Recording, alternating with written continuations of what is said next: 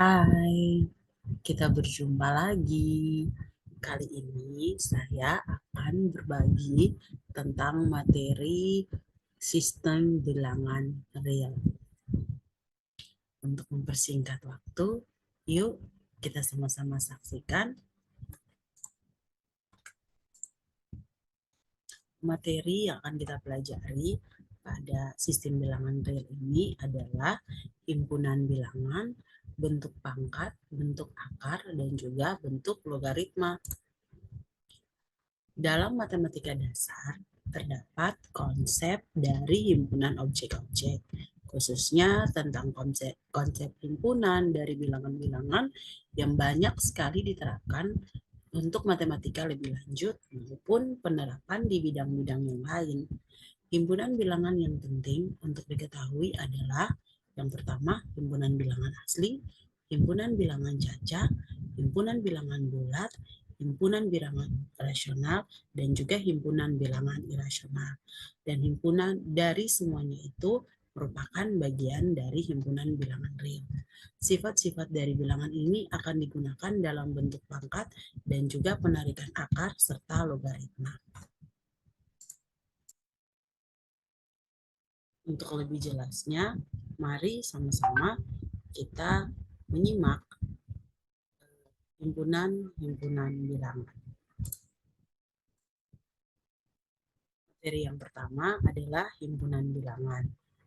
Konsep himpunan, objek-objek yang paling penting dipelajari untuk matematika lebih lanjut adalah konsep dari himpunan bilangan-bilangan, seperti yang sudah saya sampaikan di awal.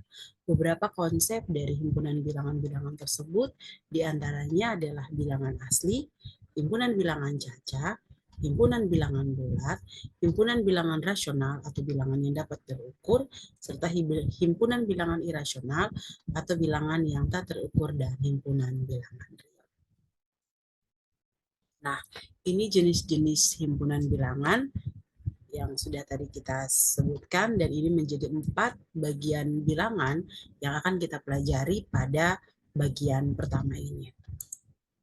Yang pertama yaitu himpunan bilangan asli. Jadi teman-teman perlu mengingat bahwa himpunan bilangan asli biasa juga disebut dengan himpunan bilangan bulat positif dan biasa dilambangkan dengan N, 1, 2, 3, dan seterusnya. Dengan kata lain, himpunan bilangan asli ini adalah himpunan bilangan positif yang dimulai dari angka 1, 2, 3, dan seterusnya. Berikutnya adalah himpunan bilangan caca. Himpunan bilangan caca biasa dilambangkan dengan W dan dimulai dari 0, 1, 2, dan seterusnya. Yang membuat himpunan bilangan caca berbeda dengan himpunan bilangan asli adalah himpunan bilangan caca ini dimulai dari bilangan 0. Jadi teman-teman harus ingat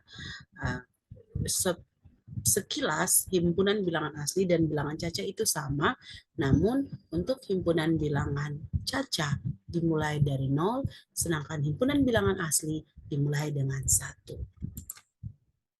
Berikutnya adalah himpunan bilangan bulat. Himpunan bilangan bulat yang terdiri dari bilangan bulat negatif, bilangan bulat positif, dan 0, dan biasa dilambangkan dengan I. Jadi bilangan ini dimulai dari bilangan bulat negatif, misalkan min 3, min 2, min 1, dan seterusnya. Kemudian 0, dan selanjutnya 1 sampai seterusnya, sampai batas yang ditentukan. Jadi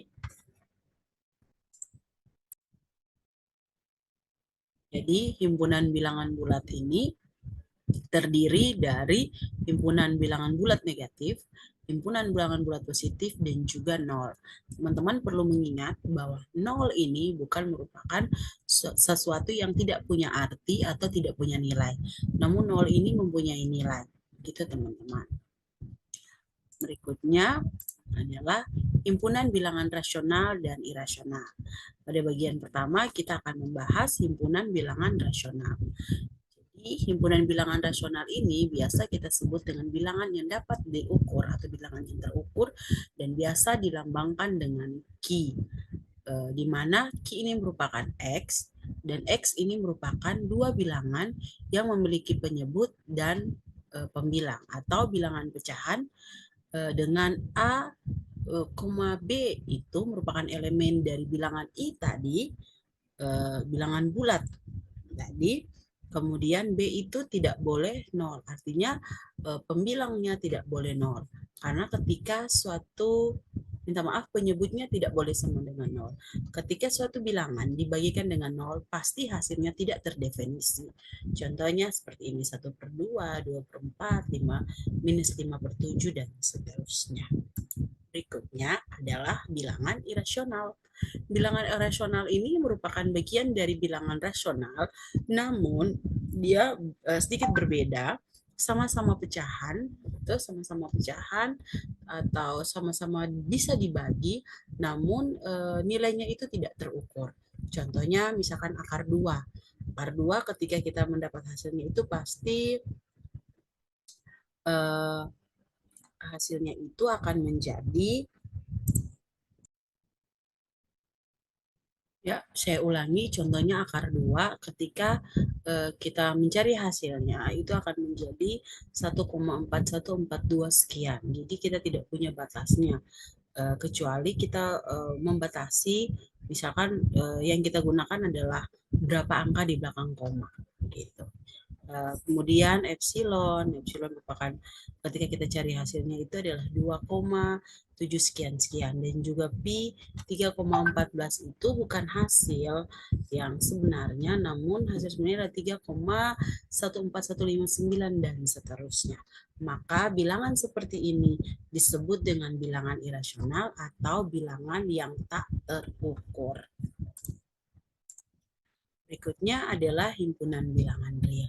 Maka bisa kita simpulkan bahwa himpunan bilangan asli, himpunan bilangan caca, himpunan bilangan bulat, himpunan bilangan rasional, dan juga himpunan bilangan irasional ini merupakan bagian dari himpunan bilangan real.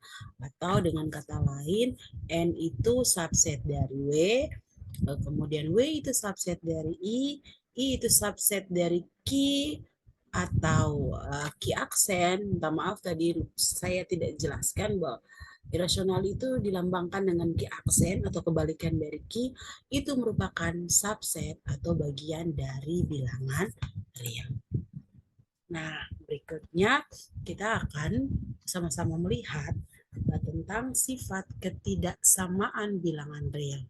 Jadi misalkan jika sembarang bilangan A, B, C diberikan, maka akan terjadi beberapa kemungkinan. Yang pertama, misalkan A, B, C adalah bilangan real, maka akan terjadi 3 kemungkinan, yaitu yang pertama menjadi 3 kemungkinan, bisa A lebih kecil dari B, atau B lebih kecil dari A, atau dengan kata lain A lebih besar dari B, dan juga A sama dengan B. Kemudian yang kedua adalah jika A itu lebih kecil dari B, kemudian B itu lebih kecil dari C, maka A itu pasti lebih kecil dari C. Berikutnya, jika A lebih besar dari B, maka A ditambah C itu pasti lebih kecil dari B ditambah C untuk sembarang nilai C. Berikutnya, jika A lebih besar dari B dan C lebih kecil dari 0, maka A kali C itu pasti lebih kecil dari B dikali C. Berikutnya adalah jika A lebih kecil dari B dan jika C lebih kecil dari 0, maka A kali C itu lebih kecil dari B dikali C. Saya kasih contoh ya teman-teman. Kita misalkan A itu sama dengan 1, kemudian B sama dengan 2, dan C itu sama dengan 3. Kita kasih contoh, misalkan jika 1 itu lebih kecil dari 2, kemudian 2 itu lebih kecil daripada 3, otomatis pasti 1 itu lebih kecil dari 3. Ya, saya ulangi lagi. Saya memberikan dengan contoh. Misalkan di sini kita punya A sama dengan 1, B sama dengan 2, kemudian C sama dengan 3. Berbeda dengan kasus yang di sini. Di sini itu C-nya lebih kecil dari 0, maka misalkan kita nanti ambil C-nya itu minus 3. Ya, kita pada sifat yang pertama, jika A itu lebih kecil dari B, kemudian B lebih kecil dari C, maka A itu pasti lebih kecil dari C. Jadi misalkan kita substitusi semua nilai A, B, C, 1 itu lebih kecil dari 2, kemudian 2 lebih kecil dari 3, otomatis 1 itu pasti lebih kecil dari 3. Berikut lagi untuk sifat yang kedua, jika A lebih kecil dari B, maka A tambah C itu pasti lebih kecil dari B tambah C. Contoh, misalkan 1 itu lebih kecil dari 2, maka 1 tambah 3 itu pasti lebih kecil dari 2 tambah 3. Karena 1 ditambah 3 itu sama dengan 4, kemudian 2 ditambah 3 itu sama dengan 5 dengan sembarang nilai C. Di sini kita sudah tentukan nilai C-nya itu adalah 3. Berikutnya, jika A lebih kecil dari B dan C lebih kecil dari 0, maka A dikali C itu pasti lebih kecil dari B. Karena kalau 1 dikali 3 itu hasilnya 3, sedangkan 2 dikali 3 hasilnya 6. Beda kasusnya dengan yang terakhir, jika A lebih kecil dari B dan C lebih kecil dari 0, artinya C itu ada di belakangnya 0. Jadi dia nilainya itu bisa minus 1, 2, 3, dan seterusnya. Di sini saya kasih contoh misalkan minus 3. Maka jika 1 itu lebih kecil dari 2, 3 lebih kecil dari 0, maka hasilnya itu 1 dikali minus 3 pasti hasilnya lebih besar dari 2 dikali minus 3. Karena 1 kali minus 3, sedangkan 2 kali minus 3 itu sama dengan minus 6. Ya, berikutnya sifat-sifat bilangan real. Sistem bilangan real itu dibentuk atas dasar sistem bilangan asli, di mana semua sifat-sifatnya dapat diturunkan.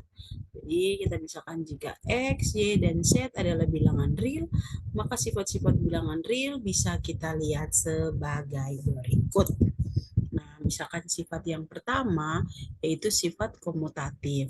Sifat komutatif ini bisa berlaku pada penjumlahan dan juga bisa berlaku pada perkalian. Kita lihat yang untuk penjumlahan, misalkan X tambah Y sama dengan Y tambah Z, kita misalkan X itu 1, Y itu 2, Z-nya 3, maka dia akan jadi seperti ini. 1 tambah 2 itu sama dengan 2 tambah 1 sama dengan 3. Berikutnya adalah sifat komutatif untuk perkalian. Perkalian misalkan X kali Y itu pasti hasilnya sama dengan Y kali X. Misalkan 1 kali 2 pasti hasilnya sama dengan 2 kali 1 yaitu 2. Berikutnya adalah sifat asosiatif untuk penjumlahan. Jadi sifat asosiatif ini pun juga berlaku untuk dua, yaitu penjumlahan dan juga perkalian. Jadi misalkan X ditambah gitu, X ditambah Y tambah Z itu sama dengan X tambah Y ditambah Z. Jadi hasilnya seperti ini teman-teman. 1 ditambah 2 tambah 3. Jadi 1 ditambah 5 sama dengan 6. 3 ditambah 3 pun sama dengan 6. Begitu juga pada sifat perkalian. 1 dikali 6 sama dengan 2. 1 dikali 6 sama dengan 2 dikali 3. Ya, dan yang terakhir adalah sifat distributif. Sifat distributif ini misalkan X dikalikan Y tambah Z, maka kita kali masuk X dikali Y ditambah X dikali Z. Maka hasilnya akan sama dengan yaitu 1 dikali 5 itu 1 dikali 5 sama dengan 1 dikali 2 ditambah 1 dikali 3. Demikian teman-teman untuk pembahasan sistem bilangan real. Berikutnya kita akan himpunan bilangan. Berikutnya kita akan sama-sama belajar tentang bentuk pangkat di part yang kedua. Silakan teman-teman menyaksikan kembali video ini. Jika ada pertanyaan atau masukan atau apapun, silakan masukkan ke kolom komentar. Sampai berjumpa dan see you next video. Bye.